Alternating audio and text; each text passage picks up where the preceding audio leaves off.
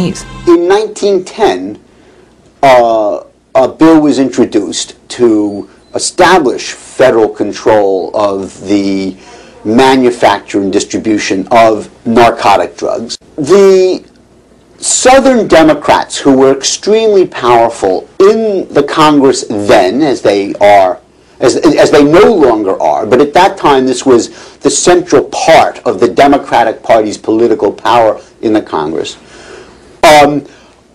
in part because of their states' rights ideology that they had used to first fight the abolition of slavery and then to fight Yankee involvement in trying to advance the 13th, 14th, and 15th Amendments in the South. They did not, on their principle of states' rights, did not want more federal power into this area of drug and narcotic control. And the legislation simply died. The sponsors of the legislation looked at who their opponents were and developed a strategy to say, we need to make this a Negro problem. We have the historical record to say, we portray this as a problem of the lower class, shiftless blacks. That cocaine, in particular, was characterized as the principal cause of the rape of white women in the South. You have to understand that historically, fears that whites had of out-of-control blacks was the ingredient that got this unsuccessful legislation passed. It also has to be understood that this is in part a part of a broad national political racial dynamic that's taking place. State lawmakers were quick to ban a drug that they identified with black violence. In 1924, Louisiana joins 14 other states banning the distribution of marijuana for non-medical purposes. It gets back to the scapegoat. So you can scapegoat different racial groups, you can scapegoat the lower classes, you can use the drug to do the scapegoating for you. You can attack them because they're using the drug. Slowly and surely, it will be banned across the country, state by state, for one reason or another. In the Southwest, the reason for a ban on pot was economics and prejudice. They were worried about all these Mexicans down on the Texas border who were, it was the depths of the Depression. And these Mexicans had been a very useful labor force in the 20s when we needed them, but now as the Depression, you got all these gringos in the breadline, you sure as hell don't need all these Mexicans. So how could we stigmatize them and get rid of this cheap labor force and get them out of here? In 1931, Mexican repatriation becomes law. Mexicans who don't go quietly are subject to varying forms and degrees of harassment. Many are charged with vagrancy. Others are arrested for violation of new state marijuana laws that are often an excuse to drive Mexicans out of the country.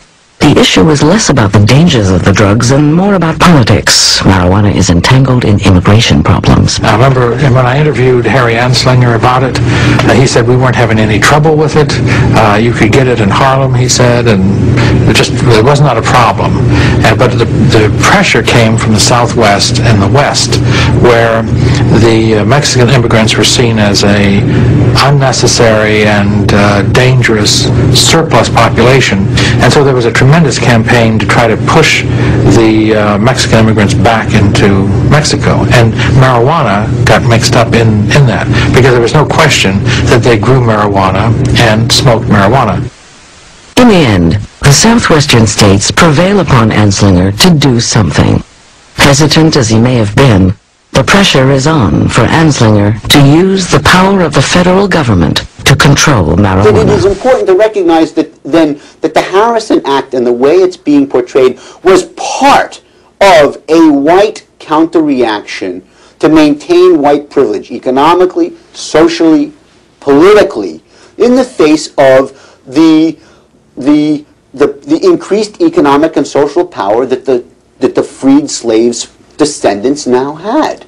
And you have to understand that history to then look forward into the role in which drugs have played in the 1980s, 1990s, and even Thanks today. largely to the war on drugs, a war that has been waged almost exclusively in poor communities of color, even though studies have consistently shown that people of color are no more likely to use or sell illegal drugs than whites. The war on drugs waged in these ghetto communities has managed to brand as felons millions of people of color for relatively minor, non-violent drug offenses. And once branded a felon, they're ushered into a permanent second-class status, not unlike the one we supposedly left behind. Argument in Our Enemies in Blue is that the main function of the police actually has very little to do with crime or enforcing the law, and is more directed toward maintaining existing social inequality, especially those based on race and class. Prove it. Well, if you look at how the police developed historically, they evolved from a previous institution called the slave patrols, which were specifically intended to control the black population, especially the slave population in the South. And as cities began industrializing and the owners of slaves began renting them out within cities for industrial efforts, it changed the mechanisms of control for slavery. And the slave patrols relatively quickly developed the characteristics of the modern police force. So looking at it historically, we can see how it evolved with that aim in mind, and with crime control as sort of a secondary feature. And in fact, if you look at the institutional changes that have occurred since then, or even the behavior of individual officers as they make their decisions at sort of the day-to-day, the law is a very weak indicator of what the police are likely to do. When there was legal segregation, the police tended to behave in ways that reinforced segregation. In the period after legal segregation, the police still tend to behave in ways that reinforce de facto segregation. So things like the persistence of racial profiling, for example, has been demonstrated in every serious study to have no real crime-fighting benefit.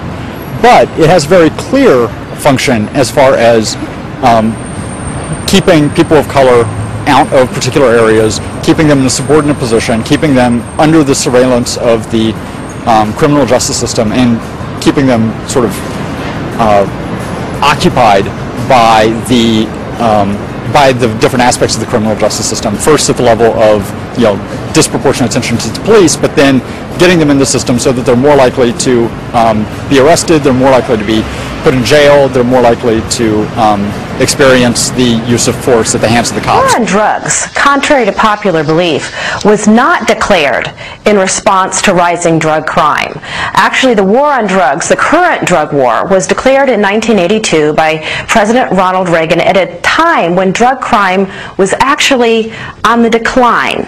A few years later, crack cocaine hit the streets in poor communities of color across America, and the Reagan administration hired staff to publicize crack babies, crack mothers, crack dealers in inner city communities in an effort to build public support and more funding, and ensure more funding for the new war that had been declared.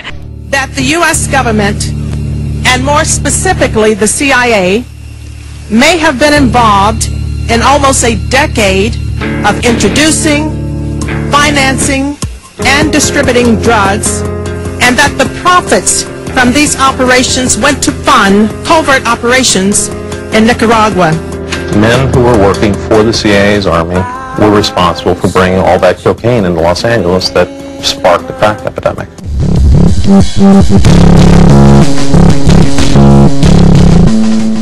NAFTA, for example, the North American Free Trade Agreement, has played a significant role in helping to drive migration from Mexico as it disturbs, as it destabilizes the agricultural economy.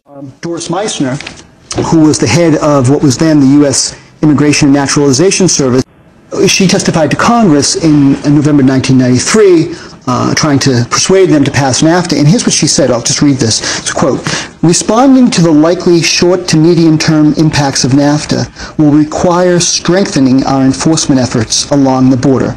In other words, she's saying the liberalization of Mexico's economy would increase migratory pressures among those displaced in the name of economic efficiency. I think it's important to sort of ground why the police act as they do, and I ground that in understanding that we live in a colonial context, a context that is based on dispossessing people of their land and resources, and that is a very violent process, and that is a process that requires coercion and violence, and that's incarnated by armies and the police.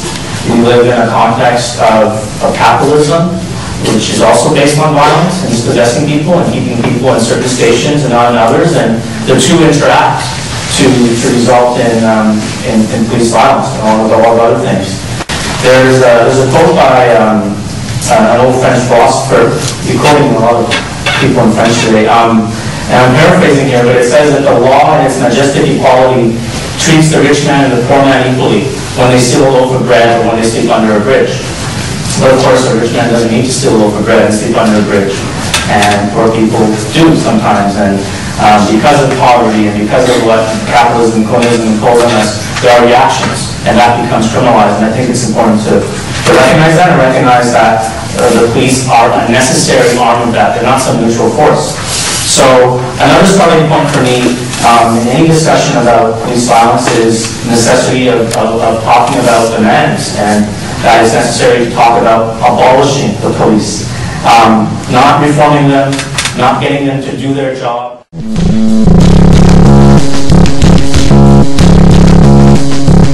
We're a nation of laws. Illegal is illegal. It's not a race, it's a crime. Arizona didn't make illegal illegal. The people who came here to settle, they were from Europe. This is settler colonialism. For native people, the results were catastrophic. What happened to their land? Well, the settlers bought some of it, or simply killed them so that they could take it, or forcibly drove them off their land. And the settlers who built this country are now established. They've created positions of privilege for themselves, and they exercise some of this privilege by labeling some of the more recent immigrants illegal. You know, we act like the laws that sort immigrants into legal or illegal types dropped out of the sky directly from God. Of course not. Laws are made and enforced by the dominant group in a society, generally to benefit themselves, just like how you can put millions of black people in jail by creating a war on drugs, or terrorize entire nations by inventing a so-called war on terror. You can attack people by making them illegal.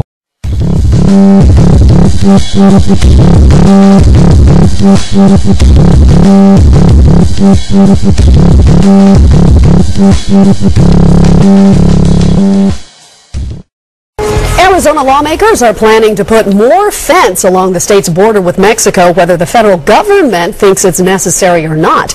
The state legislature says they have a plan that could get a project started using online donations and prison labor. If enough money is raised, all lawmakers would have to do is get cooperation from landowners, and construction could begin as soon as this year.